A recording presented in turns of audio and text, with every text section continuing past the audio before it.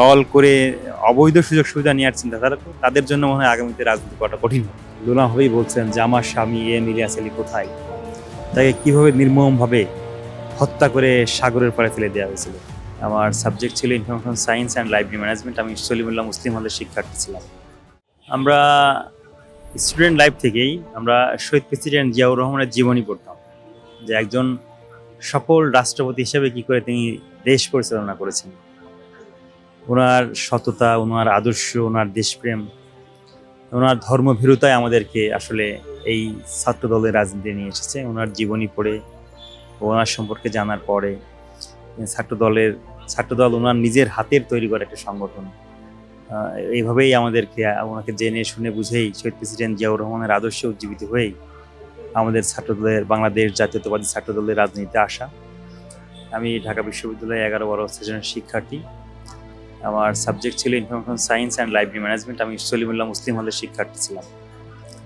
তো আমি সলিমুল্লাহ মুসলিম হলের যুগ্ম সাধারণ সম্পাদক ছিলাম, সলিমুল্লাহ মুসলিম হলের সাধারণ সম্পাদক ছিলাম, ঢাকা বিশ্ববিদ্যালয় সদস্য ছিলাম, ঢাকা বিশ্ববিদ্যালয়ের জয়েন্ট সেক্রেটারি ছিলাম, এখন কেন্দ্রীয় সংসদের যুগ্ম সাধারণ সম্পাদক হিসেবে দায়িত্ব পালন করছি। এই যে আমাদের জার্নিটা শুরু হয়েছে 2011-12 সেশন 12 সাল থেকে, আমাদের দীর্ঘ সময় ফ্যাসিবাদের বিরুদ্ধে লড়াই করতে করতে আজকে আমরা এই পর্যায়ে এসেছি। দীর্ঘ সময় ধরে আমরা ফ্যাসিবাদের বিরুদ্ধে লড়াই করেছি, রাজপথে ছিলাম, অনেক হামলার শিকার হয়েছি, মামলার শিকার হয়েছি, জেলখানায় থেকেছি, 1 সেমিস্টার পরীক্ষা জেলখানায় দিতে হয়েছে। অসংখ্যবার এই ঢাকা বিশ্ববিদ্যালয় ক্যাম্পাসে আমাদেরকে রক্তাক্ত হতে হয়েছে। আমি নয়, শুধুমাত্র আমাদের ঢাকা বিশ্ববিদ্যালয় সহ বিভিন্ন ক্যাম্পাসের জাতীয়তাবাদী আদর্শে উজ্জীবিত প্রত্যেকটি শিক্ষার্থী দল করার কারণে, একটি আদর্শে বিশ্বাসী হওয়ার কারণে, গণতন্ত্রের পক্ষে কথা বলার জন্য, মানুষের পক্ষে কথা বলার জন্য, ভোটাধিকারের পক্ষে কথা বলার জন্য, শিক্ষার্থীদের পক্ষে কথা বলার জন্য কিন্তু হামলার শিকার হতে হয়েছে। ক্যাম্পাসে আসার আগ থেকেই আমাদের বড় ভাই ছিল আমাদের ঝিনাইদহ ডিগ্রি কলেজের আমাদের কাজিন মাশরুল ইসলাম। উনি ছিল আমাদের ডিগ্রি কলেজে, মানে আমাদের ঝিনাইদহ যে কলেজ আছে, ঝিনাইদহ কলেজের উনি প্রেসিডেন্ট ছিলেন। উনিও ছাত্রদল প্রেসিডেন্ট ছিলেন ওই সময়। ওনাকেও আমরা দেখেছি, আবার আমাদের আদর্শিকভাবেও আমরা দেখেছি। বিশ্ববিদ্যালয়ে পদার্পণ করার আগ থেকেই আমরা ছাত্রদলের যে জৌলুস ছিল ওই সময়, ছাত্রদল বলতে একটা অন্যরকম ভালো লাগা। কত সাল নাগাদ হবে এটা? আমরা 8 সালের দিকে কথা বলছি। আমরা যখন কলেজে পড়ি, আমরা এসএসসি পাশ করে আমরা যখন কলেজে গেছি, তখন থেকেই কিন্তু আমাদের এই ছাত্রদল সম্পর্কে জানা, শোনা, বোঝা। বিশ্ববিদ্যালয়ে পা দেওয়ার পর থেকেই কিন্তু আমরা জাতীয়তাবাদী ছাত্রদলের সাথে নিজেদেরকে এঙ্গেজ করেছি, এবং আমরা মনে হয় না যে কোনো প্রোগ্রাম হয়েছে আমরা অ্যাটেন্ড করিনি। জেলে যখন ছিলাম সেটা ভিন্ন কথা, অসুস্থ থাকলে ভিন্ন কথা, কিন্তু এই বিগত 17 বছরে আমরা 12 সাল থেকে আমাদের ঢাকা বিশ্ববিদ্যালয়ে ক্লাস শুরু হয়েছে, আমাদের আজকে 26 সাল। তো এই সময়ের ভিতরে আমরা ছাত্রদল ঘোষিত সকল প্রোগ্রামে আমরা নিজেদেরকে থাকার চেষ্টা করেছি এবং দলের স্বার্থে কাজ করার চেষ্টা করেছি, এবং দলের আদর্শিক কাজে সবসময় নিজেদেরকে এঙ্গেজ করার চেষ্টা করেছি। এখন আমরা কেন্দ্রীয় সংসদের যুগ্ম সাধারণ সম্পাদক হিসেবে দায়িত্ব পালন করছি। দেশের স্বার্থে ছাত্রদল সবসময় কাজ করেছে। 90-এ যখন আপনার স্বৈরাচার বিরোধী আন্দোলন হয়, যখন একটি সংগঠনের নাম যদি আপনি বলেন, তাহলে সেটা কিন্তু বাংলাদেশ জাতীয়তাবাদী ছাত্রদল। ছাত্রদল সবসময় দেশের স্বার্থে কাজ করেছে। এবার যদি বলেন যে 24-এর গণঅভ্যুত্থান আমাদের 142 জন শহীদ হয়েছে দেশের স্বার্থে। আমরা সবসময় সাধারণ মানুষের সেন্টিমেন্টকে ধারণ করে, দেশপ্রেমকে ধারণ করে, গণতন্ত্রকে ধারণ করে, মানুষের কথা বলার স্বাধীনতার অধিকারকে ধারণ করে আমরা সবসময় দেশের মানুষের স্বার্থে কাজ করতে চাই।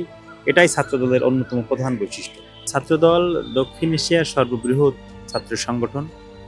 আপনি যদি আপনার পরিবারের দিকে লক্ষ্য করেন, দেখবেন আপনার পরিবারের সবাই কিন্তু সমান না। একটি পরিবার বড় হলে বা এটা সংগঠন অনেক বড় সংগঠন, সবাই নৈতিকভাবে হয়তো বা নিজেদেরকে অবস্থান অক্ষুণ্ণ রাখতে পারে না। মানে কিছু জায়গায় ত্রুটি বিচ্যুতি ঘটে, নৈতিক স্খলন ঘটে, কিন্তু আমরা সংগঠন হিসেবে কিন্তু আপনারা লক্ষ্য করে থাকেন যে আমরা সবসময় কিন্তু আমাদের যে সাংগঠনিক ব্যবস্থা, এটা কিন্তু আমরা নিতে দেরি করি না। আজকেও কিন্তু একটা ঘটনা ঘটেছে, আমাদের একজনকে আমরা সাংগঠনিক দেখলাম, আমাদের দপ্তর সম্পাদক দিয়েছে যে তার হয়তো বা কোনো রকম সংশ্লিষ্ট, তাকে নোটিশ দেওয়া হয়েছে। আমরা বৃহৎ সংগঠন হিসেবে আমরা নৈতিকতার সাথে কাজ করে যাচ্ছি। এর মাঝেও যদি কেউ তার নৈতিকতার অবস্থান থেকে সরে যায়, তাহলে আমরা তার বিরুদ্ধে সাংগঠনিক ব্যবস্থা নিতে কখনোই কুণ্ঠাবোধ করি না। শিক্ষা, ঐক্য এবং প্রগতির পতাকাবাহী সংগঠন বাংলাদেশ জাতীয় ছাত্রদল। আপনার ছাত্রদলের আদর্শে উজ্জীবিত হয়ে যারা ছাত্রদল করতে চায় আমরা সকলকে অভিনন্দন জানাচ্ছি। সাথে সাথে যারা ছাত্র সংগঠনে জড়িত থাকার পরে ব্যক্তিগত কাজের কারণেই সংগঠনকে বিতর্কিত করে আমরা তাদের বিরুদ্ধে কিন্তু সাংগঠনিক ব্যবস্থা নেই। অতএব যারা পরিশীলিতভাবে সুন্দরভাবে নৈতিকতার সাথে ছাত্রদল করতে পারবে তারাই আগামী দিনে রাজনীতি করতে পারবে। বাকি এর বাইরে যারা আছে দল করে অবৈধ সুযোগ সুবিধা নেওয়ার চিন্তাধারা, তাদের জন্য মনে হয় আগামীতে রাজনীতি করাটা কঠিন হবে। আপনার কাছে যদি ছাত্র দলের দায়িত্ব পাওয়ার পরে 5টা পরিকল্পনার কথা জানতে চাওয়া হয় যে এই 5টা পরিকল্পনা আমার আছে ছাত্র সমাজকে কেন্দ্র করে, অর্থাৎ আপামর ছাত্রদের কল্যাণ বা এই নিয়ে, সেই 5টা পরিকল্পনা যদি বলতে পারেন। আমাদের প্রথম এবং প্রধানতম কাজ হচ্ছে যে সারা বাংলাদেশে ছাত্র দলকে একটি জনপ্রিয় ছাত্র সংগঠন হিসেবে গড়ে তোলার জন্য কাজ করা। সেকেন্ড কাজ হচ্ছে যে আমাদেরকে রাজনীতিতে নেতা তৈরি করার, নতুন নেতৃত্ব তৈরি করার যে বিষয়টা, ক্যাম্পাসগুলোতে বিগত দিনে যে রাজনীতি ছিল সেই হানাহানি সন্ত্রাসী রাজনীতি পরিহার করা, একটি নতুন ধারার রাজনীতি চালু করা, যে রাজনীতির মাধ্যমে সাধারণ শিক্ষার্থীরা উপকৃত হবে। এবং সর্বশেষ আমরা সাংগঠনিকভাবে সারা বাংলাদেশে ছাত্রদলকে এমনভাবে শক্তিশালী করতে চাই যেখানে ছাত্র সংগঠন হিসেবে ছাত্রদল সকলের মাঝে জনপ্রিয়তা অর্জন করার জন্য যে কাজগুলো করা দরকার নতুনভাবে সাজিয়ে আমরা সেই কাজগুলো দিতে এগিয়ে চাই।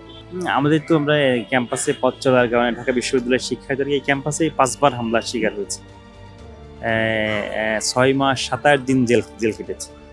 তো আসলে খারাপ লাগতো যে আদর্শে বিশ্বাসী হওয়ার কারণে, শুধুমাত্র রাজনৈতিক ভিন্ন আদর্শ হওয়ার কারণে আমাদের জেল খাটতে হচ্ছে। অসংখ্য নেতাকর্মী জেলে গেছে, গুম হয়েছে, খুন হয়েছে। গতকালকে আমাদের দেখেন নুরু ভাই চিটাগাং, আমাদের সাবেক ছাত্র সহ সাংগঠনিক সম্পাদক সেন্ট্রালের, তাকে কিভাবে নির্মমভাবে হত্যা করে সাগরের পাড়ে ফেলে দেওয়া হয়েছিল চট্টগ্রামের নুরু ভাই। এরকম অসংখ্য আমাদের নেতাকর্মীর জীবন দিতে হয়েছে। আমাদেরকে মাঝে মাঝে এগুলো আমাদেরকে খুব পীড়া দেয়। কালকে সংসদে দাঁড়িয়ে আমাদের সাবেক ছাত্রদলের সাধারণ সম্পাদক এম ইলিয়াস আলীর ওয়াইফ লুনা হবেই বলছেন যে আমার স্বামী এম ইলিয়াস আলী কোথায়। আপনি যদি হৃদয় দিয়ে একজন মানুষ হিসেবে যদি এই বক্তব্যগুলো শোনেন তাহলে আপনি নিজেকে আর ধরে রাখতে পারবেন না। আপনি কল্পনা করেন যে আপনার পরিবারে যদি আপনার পিতা, আপনার ভাই, আপনার একজন বোন যদি গুম হয়ে যেত, খুন হয়ে যেত, বা তার লাশ যদি আপনি না পেতেন বা জানতেনই না যে তার সাথে কি হয়েছে, তখন আপনার আসলে কেমন লাগতো?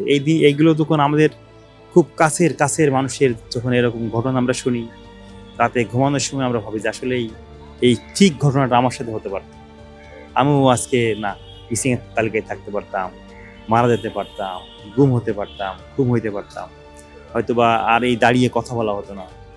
এগুলো যখন ভাবি আসলে আমাদেরকে পীড়া দেয়। তারপরেও এই সব কিছুর মাঝেও ভালো লাগার একটি বিষয় যে আমরা বিগত সময়ে ফ্যাসিবাদের বিরুদ্ধে লড়াই করে, আন্দোলন সংগ্রাম করে বাংলাদেশকে একটি গণতন্ত্রের সুষম পথে, সুন্দর পথে আমরা নিয়ে আসতে পেরেছি। এজন্য আলহামদুলিল্লাহ আমরা এখনো সুস্থ আছি। আলহামদুলিল্লাহ দেশের তারেক রহমান প্রধানমন্ত্রী হয়েছে, আলহামদুলিল্লাহ তার নেতৃত্বে দেশ এগিয়ে যাচ্ছে। তার নেতৃত্বে তিনি ছাত্রদলের সাংগঠনিক অভিভাবক, ছাত্রদল তার নেতৃত্বে এগিয়ে যাবে। আমরা সুন্দরভাবে পথ চলবো, সেটাই আমাদের প্রত্যাশা। আপনার নামে কতগুলো মামলা ছিল? বললেন 5বার হামলা হয়েছে, এবং কোন মামলাগুলো এখন কি অবস্থায় আছে? আমাদের ক্যাম্পাসে অনেকগুলো মামলা হয়েছে, এখনো 3টা মামলা চলমান আছে আর কি, যেগুলো এখনো মানে হয়েছিল টোটাল কতগুলো? হ্যাঁ, ওই সময় আমাদের 4টা মামলা হয়েছিল, একটা মামলা খালাস হয়ে গেছে, আর 3টা মামলা আছে। ওগুলো হয়তো বা এখন তো পরিবর্তিত পরিস্থিতিতে মিথ্যা মামলা ছিল, ওগুলো আস্তে আস্তে খালাস হয়ে যাবে আমরা আশা করছি।